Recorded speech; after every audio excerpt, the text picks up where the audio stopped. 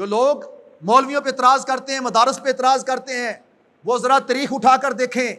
جتنے بڑے بڑے ہمارے نامور قسم کے لوگ جنہوں نے اس وقت سے لے کر آج تک ابو علی سینا اور جابر بن حیان اور اس طرح کے بڑے بڑے لوگ جنہوں نے بڑی بڑی ایجادات کی، جس کی وجہ سے آج یورپ پوری وہ چیزوں کے اوپر قبضہ کر کے لیبل اپنا لگا کے بیٹھا ہے. ساری ایجادات مسلمانوں کی ہیں. کب کی؟ جب مدارس کے اندر یہ نظام قائم تھا. مدارس والوں کی سرپرستی حکومت کرتی تھی اور مدارس والے بڑے بڑے مشاہدات تجربات کر کے بڑی بڑی چیزیں ایجاد کرتے تھے، اور وہ چیزیں لوگوں کی پہنچ میں ہوتی تھیں، لوگوں کے فائدے کے لیے ہوتی تھی. جب تک حکومت کا نظام مدارس والوں کے ساتھ مل کر رہا، اسلام پوری دنیا پہ غالب رہا، اسلام پوری دنیا پہ چھایا رہا. اسلام جہاں گیا اسلام نے اپنے پنجے گاڑے، اپنا لوہا منوایا.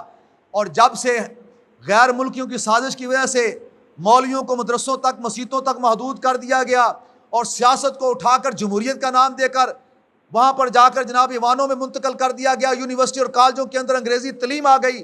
اس وقت سے لے کر آج تک مجھے آپ بتائیں کہ کسی پاکستانی نے کوئی قلم بھی ایجاد کیا ہو؟